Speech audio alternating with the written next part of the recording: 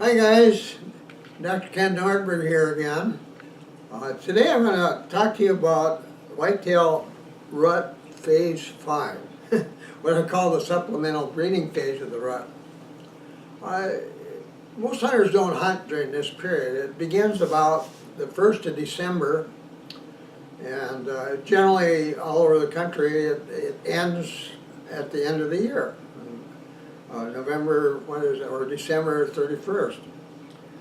In some areas you can hunt beyond that, but most areas you don't. But it's this period, it lasts about a month. During that month, there are actually two periods of breeding. If you remember some of the earlier talks we had about the whitetail rut, I said that a certain ratio of darkness of sunlight triggers estrus or heat in does. And this ratio of darkness to sunlight is pretty constant from about the 1st of November all the way to past the 1st of January. And during that period, there are 2-week periods during which does will be in estrus. Not all does are in estrus in the same day. Usually it works out about a 2-week length of time, and different does are in estrus during that time, about 10%, 10 to 12% on any one day. Well, we have this happen twice in Rut Phase 5, and but only the first of those two are going to be significant as far as hunting are concerned. Now, that second period is triggered by this same ratio of darkness to light about the 1st of December, and it'll last 2 weeks, like before.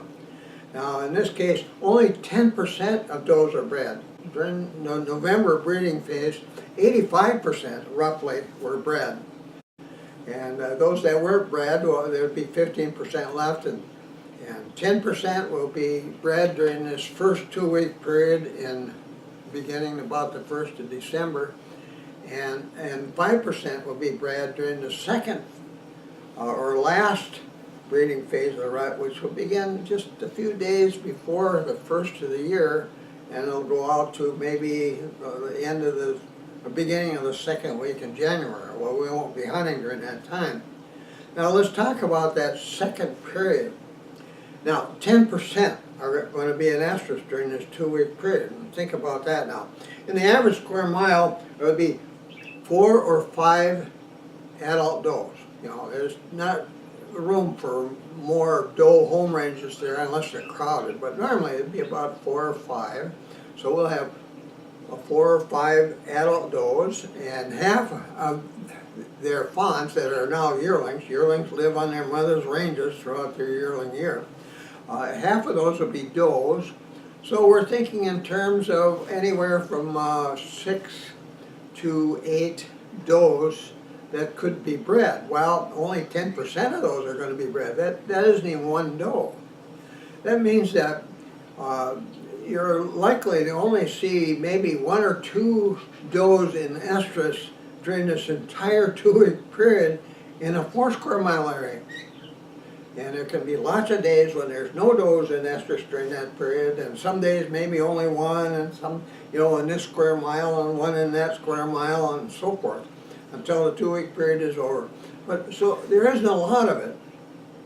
Now it pays to be looking for signs that breeding is in progress. Now, if you remember, some of the signs will be if there's snow on the ground. There usually is by that time, at least in northern states, down through Ohio and Indiana and Iowa, Virginia. There'll be snow on the ground. If you see tracks of a buck, big tracks, that usually means somewhere between 3 and 5/8 to 4-inch long hoofs of a deer.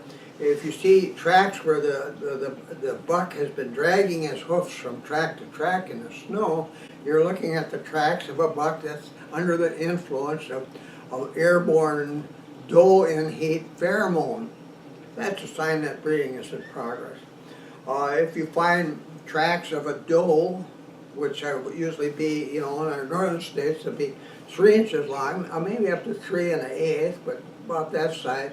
accompanied by a bigger deer, bigger track deer, the two of them, even if it isn't dragging its hoof, that is usually a pretty good indication that breeding is in progress. If you find urine of a deer in the in the snow on the ground, and there's spots of blood in it, that's a good sign. That's an absolute sign that this doe that urinated there is in estrus as well. So those are things to be watching for. And like before, feeding areas that are most popular with does at this time are the place to hunt. And so you want to stick to places where does and heat. And even though there aren't going to be many does around, if you key on those areas, sooner or later you're going to see a doe being accompanied by the big dominant breeding buck of the area, one of the biggest bucks in your hunting area, if not the biggest one. So those are worthwhile places to hunt during this period. Now, like I say though, don't expect a lot. And you might run into a situation where you might find a very fresh ground scrape during that period, one that's just been renewed. And that can be a really good spot to sit during this period, because generally when you find a ground scrape while breeding is in progress, it means that the dominant breeding buck of the area just renewed it. And the reason he renewed it because he's near and he's with a doe in estrus, and there's another buck, and that's more likely to happen during this period because by this time all the bucks that were chased out by the big dominant buck during rut phase 3, the primary breeding phase, by this time they're all back in their home ranges, so there can be other bucks hanging around any doe that happens to be in estrus at this time. So you find a freshly made ground scrape. If you didn't alarm those deer before you found that spot, back off, sit downwind where you got good cover, use a stool, like I do. That makes it easy to do this sort of thing, and wait. And generally, when the buck that did this, he did this because he's telling that other buck to stay away. This is no trespassing sign that says, you other bucks stay away from this area, this my breeding range. And they won't be far away, and what usually happens is that before long he's going to go back to that spot. This was an area where the other buck was, to see if things are working out well. He'll be checking around there. Is that buck still around here? The doe isn't very far. He'd never want to travel far from the doe at this particular period. But he'll come back to that ground scrape. Now, I've taken quite a few bucks, really big ones, my biggest bucks of my life, that they came back to freshly renewed ground scrape during this period. You don't see many freshly renewed ground scrapes while breeding is progress. Most of that, 90% of those are made during the 2 weeks before the primary breeding phase of the rut begins. But when you find them, boy, don't miss the opportunity to hunt that thing. Get back from it and wait. I've had bucks show up as soon as 15 minutes after I sat down in spots like that. One of them I had to wait 3 hours before the buck showed up, but it worked. Sometimes it doesn't, but the odds are it will.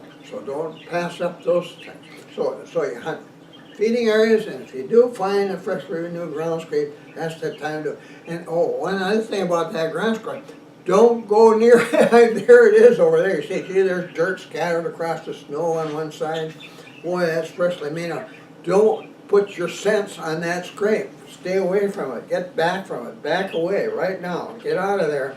Get downwind. Sit down on your stool and dense cover. Pull your camel head net down over your face. Cap on top for safety, of course. And then, wait. Be really quiet and still, and all of a sudden there you'll be. And chances are you'll see them rubbing scalp scent on branches overhanging that scrape, things like that. It's just like magic. There's a big buck. That's always exciting. So anyway, that's what you do during that first 2 weeks of December. Now if you're a late season hunter, like if you're a muzzleloader hunter or a bow hunter, these are things to know, where to hunt and how. So what about the second half? Well, the second half, is kind of a strange part of the rut. It's the last half of the phase 5 of the rut, and after that, there's nothing to do with breeding going on the rest of the winter and well until next fall. But anyway, during that period, that last 2-week period, lots of things happen. For example, around, say the end of the 3rd week of December, dominant bucks start shedding their antlers. They're the first to do that. I don't know if that reflects their physical condition. By this time, they're pretty worn out animals. A lot of them have lost up to 1/3 of their total weight by this time. So it might reflect their health. But sometimes I think bucks that are destined to be dominant are on a different schedule than the other bucks. That their testosterone starts welling in their bloodstream earlier than it does in other bucks. And this might be a reason that tissue that anchors their antlers to their head starts to break down and finally clunk. They bump it on something, the antler drops to the ground. And of course, once that happens, it's kind of heavy on one side, and he's anxious to get rid of the other one, and he'll bang that on a few trees until finally it drops off as well. Not necessarily right here; it might be 100 yards away, but the other one is going to go pretty quickly, within 24 hours for sure. Anyway, once the dominant buck loses his antlers, he's done with breeding. He's not even interested in breeding anymore. He becomes docile. He's not a fighter anymore. He's not interested in fighting, at least not for quite a while. Unless he meets another dominant buck during the winter who also lost his antlers. They might get into a boxing match, standing on their hind legs and pummeling one another with their forehoofs. But he's all done with breeding.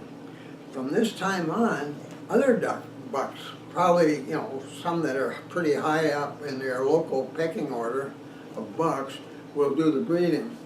The younger bucks, it's kind of rare even then for them to have a chance to breed. What's kind of crazy at this time, it's just when you get to the end of that 5th phase of the rut, when only 5% of does are bred, there might be 1 doe and 20 in estrus on it for 24 to 6 hours. It might go 3-4 days, and maybe another 1 and 20 somewhere in the group. But by this time, something else has happened.